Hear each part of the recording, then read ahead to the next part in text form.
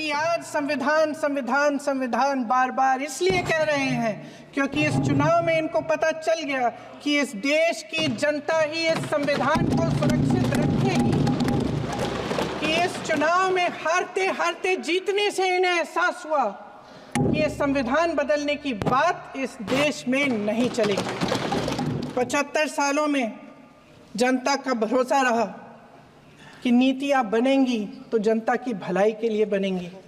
इंदिरा जी ने बैंकों का राष्ट्रीयकरण करवाया, खदानों का राष्ट्रीयकरण कराया। ये देश कायरों के हाथों में ज़्यादा देर तक कभी नहीं रहा है।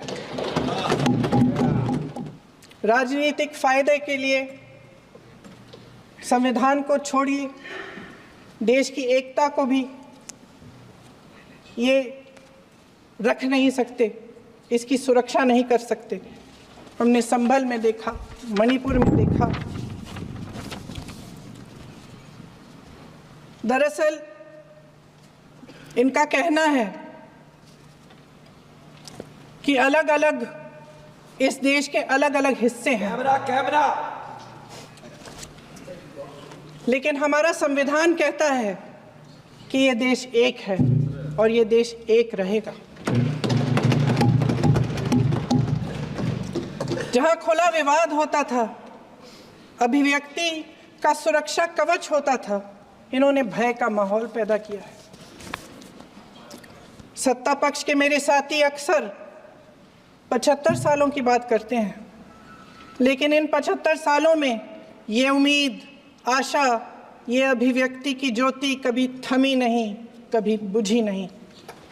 इस देश की जनता ने खुलकर आलोचना की, निडर होकर धरने किए, प्रदर्शन किए। जब जब जनता नाराज हुई तब तब सत्ता को ललकारा, उसे चेतावनी दी, बड़े से बड़े नेताओं को कटघरे में खड़ा किया, उनसे जवाब मांगा, न्याय मांगा। इस देश के छोटे छोटे से नुक्कड़ की दुकानों में, चाय की दुकानों में, इस देश के घरों में, गलियों में, मोहल्लों में, अखबारों में, प्रकाशन घरों में, न्यायपालिकाओं में चर्चा कभी बंद नहीं हुई। लेकिन आज ये माहौल नहीं है। आज जनता को सच बोलने से डराया जाता है, धमकाया जाता है। पत्रकार हो या विपक्ष का नेता हो या किसी यूनिवर्सिटी का प्रोफेसर हो, छात्र संघ हो या कर्मचारियों का संगठन हो, सबका मुंह बंद कराया जाता है। किसी पे ईडी, किसी पे सीबीआई, किसी पे इनकम टैक्स, फर्जी मुकदमे लगवाए जाते हैं, जेल में डाल दिया जाता है, विपक्षी नेताओं को जेल में डाल दिया जाता है, उनको सताया जाता है। किसी को नहीं छोड़ा इस सरकार ने। देशद्रोही कह कह के उत्तर प्रदेश में मुझे याद है कुछ अध्यापिकाएं प्रदर्शन कर रही थी, उन पर मुकदमा डाल दिया देशद्रोही का, उन्हें देशद्रोही कह दिया। इन्होंने देश का पूरा माहौल भय से भर दिया है। इनकी मीडिया की मशीन झूठ फैलाती है, तरह तरह के आरोप लगाती है, और शायद वह भी भय में ही है। महोदय, मैं इस सदन को याद दिलाना चाहती हूँ कि ऐसा डर का माहौल देश में अंग्रेजों के राज में था। जब इस तरफ बैठे हुए गांधी की विचारधारा वाले लोग आज़ादी की लड़ाई लड़ रहे थे और उस तरफ वाली विचारधारा वाले लोग भय में रहकर अंग्रेजों के साथ साठ-गांठ कर रहे थे। लेकिन अध्यक्ष महोदय, भय का भी अपना स्वभाव होता है। भय फैलाने वाले हमेशा भय का खुद शिकार बन जाते हैं। ये प्रकृति का नियम है।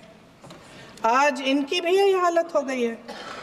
भय फैलाने के इतने आदी हो गए हैं कि खुद भय में रहने वाले हैं, चर्चा से डरते हैं, आलोचना से घबराते हैं। कई दिनों से हम मांग रहे हैं कि चर्चा करिए, लेकिन चर्चा करने की हिम्मत ही नहीं है।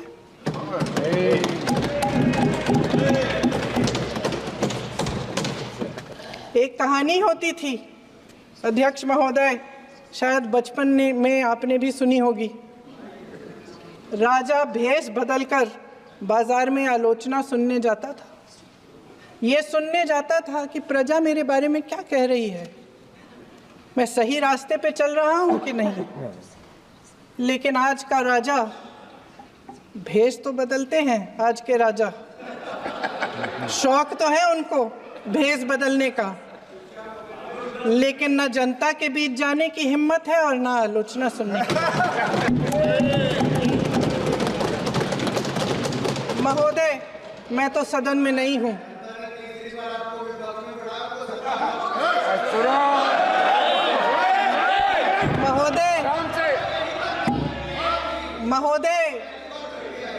महोदय, जनता में बहुत विवेक है, ये सही है।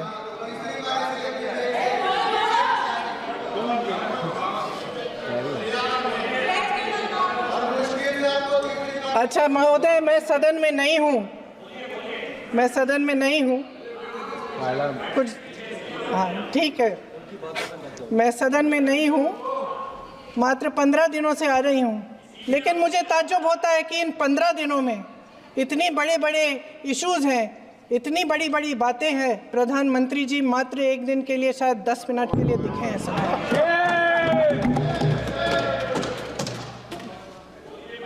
बात यह है अध्यक्ष महोदय जी कि ये देश भय से नहीं, साहस और संघर्ष से बना है।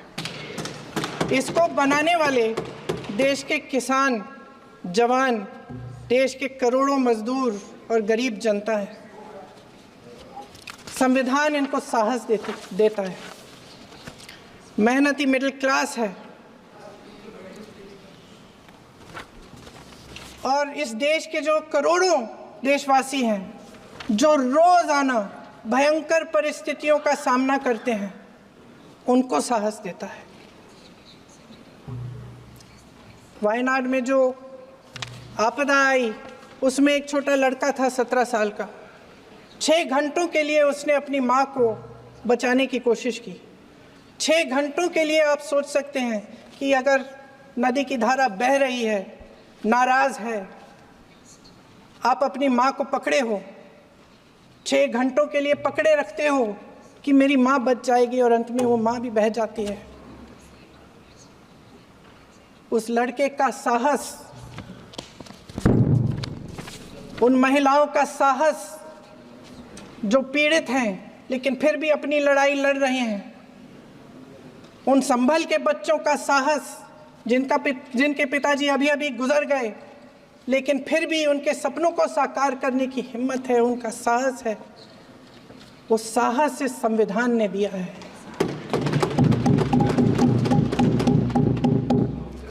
वो आत्मविश्वास इस संविधान ने दिया है। ये देश भय से नहीं चल सकता, ये देश साहस से ही चलेगा।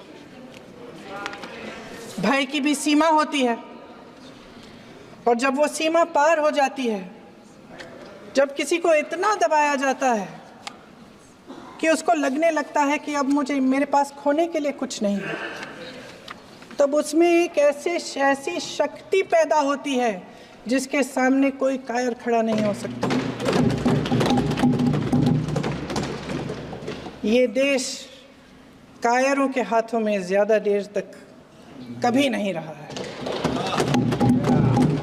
ये देश उठेगा, ये देश लड़ेगा, सत्य मांगेगा। ये देश उठेगा, ये देश लड़ेगा, सत्य मांगेगा, सत्यमेव जयते। पहले संसद चलती थी तो जनता की उम्मीद होती थी कि सरकार महंगाई और बेरोजगारी पर चर्चा करेगी, कोई उपाय निकालेगी, कोई रास्ता निकालेगी। लोग मानते थे कि अगर कोई नई आर्थिक नीति बनेगी तो देश की अर्थव्यवस्था को मजबूत बनाने के लिए बनेगी, तो भारतीय बाजार को मजबूत बनाने के लिए बनेगी, उनके भविष्य को मजबूत बनाने के लिए बनेगी। किसान और आदिवासी भाई बहन भरोसा करते थे कि यदि ज़मीन के कानून में संशोधन होगा तो उन्हीं की भलाई के लिए होगा। आप नारी शक्ति की बात करते हैं। आज चुनाव की वजह से शायद इतनी बातचीत हो रही है नारी शक्ति के बारे में क्योंकि हमारे संविधान ने महिलाओं को ये अधिकार दिया, उनकी शक्ति को परिवर्तित किया वोट में। और आज आपको पहचानना पड़ रहा है कि महिलाओं के बिना, कि नारी शक्ति के बिना ये सरकारें नहीं बन सकती हैं। इसीलिए आज आप नारी शक्ति की बातें दोहरा रहे हैं। जो आप नारी शक्ति का अधिनियम लाए हैं उसको लागू क्यों नहीं करते? वो 10 साल बाद लागू क्यों होगा? क्या आज की नारी 10 साल इंतजार करेगी उसके लागू करने के लिए? क्या बात है, क्या बात है।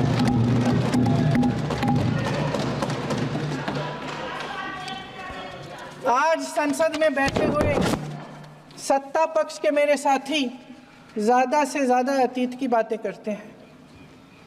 1921 में क्या हुआ, कब हुआ, नेहरू जी ने क्या किया। अरे वर्तमान की बात करिए, देश को बताइए आप क्या कर रहे हैं, आपकी जिम्मेदारी क्या है? कि सारी जिम्मेदारी जवाहरलाल नेहरू की है। अध्यक्ष महोदय जी, ये सरकार आर्थिक न्याय का सुरक्षा कवच तोड़ रही है। आज संसद में बैठी ये सरकार बेरोजगारी और महंगाई से जूझ रही हमारी जनता को क्या राहत दे रही है? कृषि के कानून भी बड़े बड़े उद्योगपतियों के लिए बन रहे हैं। सही एमएसपी को छोड़िए, डीएपी तक नहीं मिल रहा है।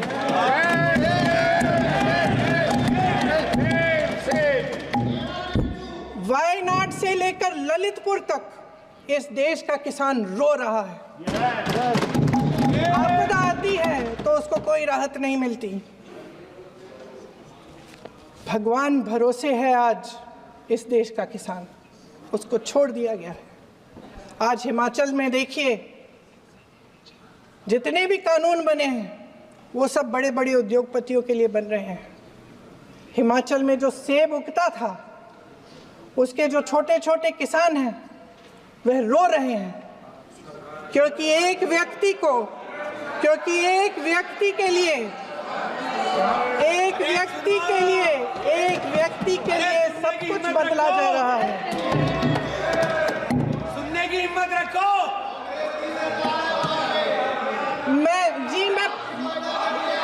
अध्यक्ष महोदय जी,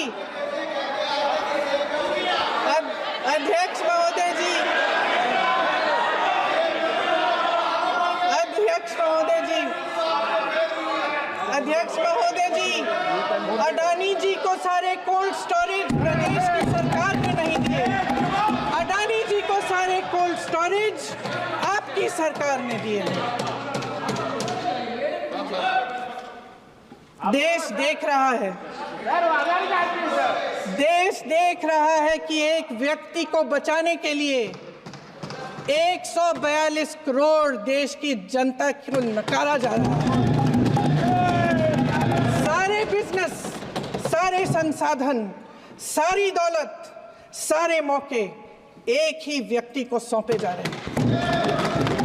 सारे बंदरगाह, एयरपोर्ट्स, सड़कें, रेलवे का काम, कारखाने, खदाने, सरकारी कंपनियां सिर्फ एक व्यक्ति को दी जा रही है।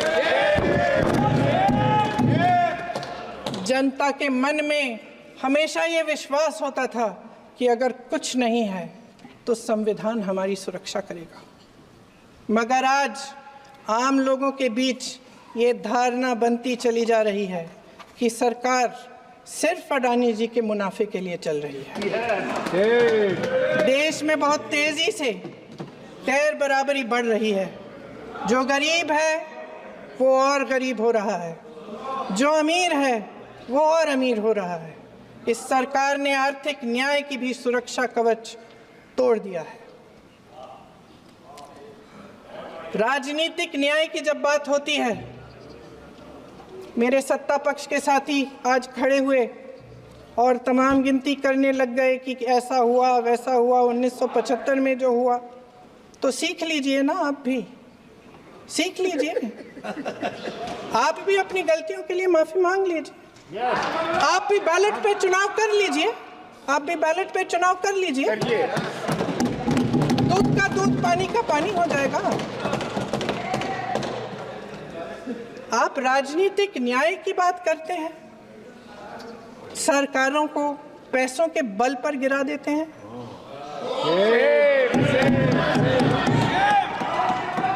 मेरा आग्रह है कि अपन संविधान में सकारात्मक बोले।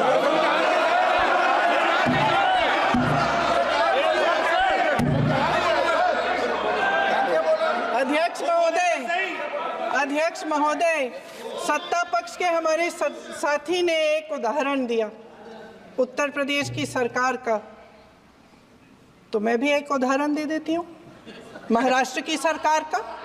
मैं भी एक उदाहरण दे देती हूँ हिमाचल की सरकार को तोड़ने की कोशिश किसने की, पैसों के बल पे की, गोवा की सरकार। तमाम उदाहरण राजस्थान की। क्या ये सरकारें जनता ने नहीं चुनी थी? क्या संविधान इन पर लागू नहीं था? पूरी देश की जनता जानती है कि इनका हंसती है, जानती है कि इनके यहाँ तो वॉशिंग मशीन है।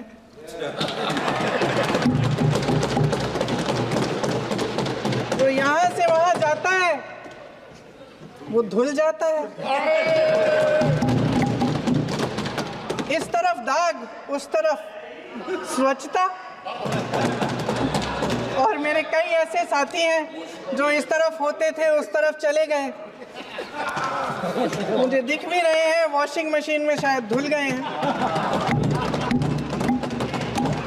अध्यक्ष महोदय, जहां भाईचारा और अपनापन होता था, जहां हमारे संविधान ने एकता का सुरक्षा कवच दिया था, वहां शक और घृणा के बीज बोए जा रहे हैं। एकता का सुरक्षा कवच तोड़ा जा रहा है। प्रधानमंत्री जी यहाँ सदन में संविधान की किताब को यूं माथे से लगाते हैं, लेकिन संभल में, हाथरस में, मणिपुर में जब न्याय की गुहार आती है, उठती है, तो उनके माथे पे शिकन तक नहीं आता।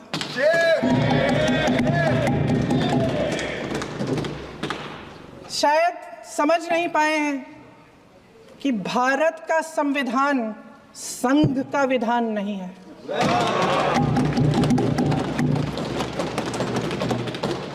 भारत के संविधान ने हमें एकता दी, हमें आपसी प्रेम दिया। उस मोहब्बत की दुकान जिस पर आपको हंसी आती है, उसके साथ करोड़ों देशवासी चले। करोड़ों देशवासियों के दिल में एक दूसरे के लिए प्रेम है, घृणा नहीं है। आपकी